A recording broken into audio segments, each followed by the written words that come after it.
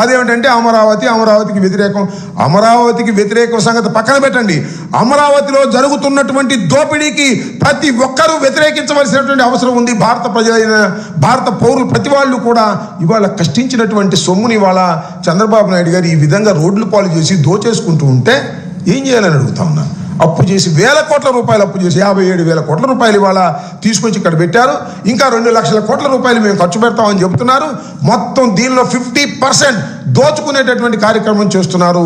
ఇది చాలా దురదృష్టకరమైనటువంటి పరిణామం. అదేమంటే చంద్రబాబు నాయుడు గారు పెద్ద ఉపన్యాసాలు చెప్పి కలర్స్ ఇచ్చి తప్పించుకోవాలని చేసేటటువంటి ప్రయత్నాన్ని ప్రజలు అర్థం చేసుకోవాలని, ఈ చుట్టుపక్కల ఉన్న ప్రజలు కూడా అర్థం చేసుకోవాలని, మరి ముఖ్యంగా రైతాంగం అర్థం చేసుకోవాలని కూడా మనం చేస్తున్నా. మీ దగ్గర పొలాలు తీసుకుంటున్నారు పూలింగ్ పేరుతో, మీకేమి ప్లాట్ సక్రమంగా ఇవ్వడం లేదు. అప్పు తీసుకొచ్చి దోచుకొని కాంట్రాక్టులు కట్టలు తీసుకుపోతున్నారు. చంద్రబాబు నాయుడు గారు కట్టలు బస్తాలు తీసుకుపోతున్నారు. అన్యాయం అయిపోతుంది రాష్ట్ర ప్రజానీకం, అమరావతి రైతులు అనేది కూడా గుర్తుపెట్టు సందర్భంగా నేను చెప్పదలుచుకున్నాను.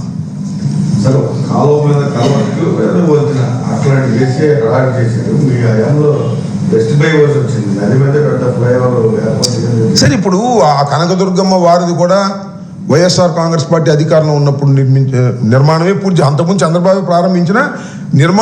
ప్రారంభించడం జగన్మోహన్ రెడ్డి గారి టైంలోనే అయింది అది.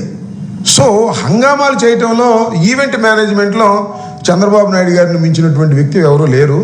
బ్రహ్మాండంగా ఈవెంట్ మేనేజ్ చేస్తారు, ఉపన్యాసాలు చెప్తారు, సరుకేం ఉండదు.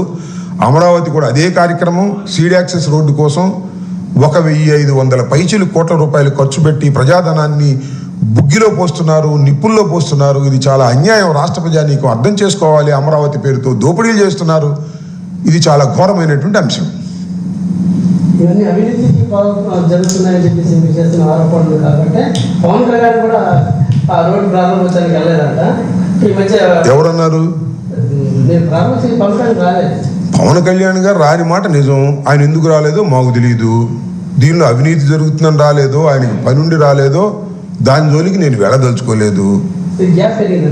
గ్యాప్ పెరిగిందో తగ్గిందో, ఎందుకు రాలేదో, ఎందుకు ఆయన ఎగ్గొట్టాడో, కారణాలు ఏంటో వాటి జోలికి మేము పోదలుచుకోలేదు. ఒకటైతే వాస్తవం, చాలా దారుణమైనటువంటి మోసం జరుగుతుంది, దారుణమైనటువంటి దోపిడీ జరుగుతుంది. నేను చెప్పిన ఈ లెక్కలకు సమాధానం చెప్పగలరా బాబు కొడుకులు ఎవరైనా? నాకు చెప్పకపోయారు, ఎవరికొకరికి చెప్పి పేపర్లో రాంచండి, ఆయన ఈనాడులో రాంచండి. ఆయన చెబుతున్నాడు కదా, ఈనాడు అధిపతి రామోజీరావు గారు నామకరణం చేశాడు దీనికి అమరావతి అని. అందుకనే కావాలి రామోజీరావు గారి సంస్మరణ దినోత్సవానికి 12 కోట్లు ఖర్చు పెట్టారు ప్రభుత్వ సొమ్ము. ఈ నామకరణం చేసినందుకో మరి ఏమో నాకు తెలియదు. సో ఇదంతా కూడా ఒక అద్భుతమైనటువంటి నాటకం ఆడి ప్రజాధనాన్ని దుర్వినియోగం చేసి ప్రజల దగ్గర నుంచి డబ్బులు కాజేసి కోట్ల రూపాయలు అర్జించేటటువంటి ప్రయత్నం చేస్తున్నారు. ఈ కోట్ల రూపాయలు అర్జించేటటువంటి ప్రయత్నం చేస్తున్నారని రాలేదో పవన్ కళ్యాణ్ గారు, లేక వేరే పనుండి రాలేదో, కారణాలేంటో వాటి జోలికి మేము పోదలుచుకోలేదు. వాళ్ళే సమాధానం చెప్పుకుంటారు. మేము ఇది కొత్త, ఇది మాకు అసెంబ్లీకి వెళ్ళొచ్చు కదా, అది మొట్టమొదటి చెప్పాం కదా. అపోజిషన్ లీడర్గా మాకు ఇవ్వకపోతే మేము అసెంబ్లీకి రామని చెప్పాం. ఎప్పటికీ రాము, బయటే తేల్చుకుంటాం. దీన్ని మళ్ళా ఏదో అసెంబ్లీ ప్రారంభమయ్యే ముందు చంద్రబాబు నాయుడు గారు మాట్లాడతాడు, లేకపోతే స్పీకర్ గారు మాట్లాడతారు, పని పాట లేకుండా మాట్లాడతారు తప్ప మేము నిజంగా రావాలంటే అపోజిషన్ ఇవ్వమనండి, వస్తాం. ఏముంది దానిలో? ఇవ్వచ్చు కదా. మరి దానికి దమ్ముంటే అది ఇవ్వచ్చుగా. దమ్ముంటే రండి అని అంటాం బదులు దమ్ముంటే ఇవ్వచ్చు కదా మీరు.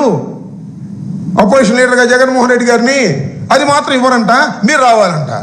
వస్తే ఏం జరిగిద్దో మా ఉద్దేశాలు మాట్లాడిస్తారు మీరు. బయట మాట్లాడి మీ పేపర్లన్నీ వేసుకుని ఈనాడు, ఆంధ్రజ్యోతి, TV5 దీనిలోనే కొట్టు అద్భుతం, అమోఘం అంటున్నారు. అమరావతి దోపిడీ గురించి రాసిన వాళ్ళు లేడు. ఇంత దోపిడీ జరుగుతుంది రాశారు ఎవరన్నా? ఎంత దోపిడీ అండి ఇది?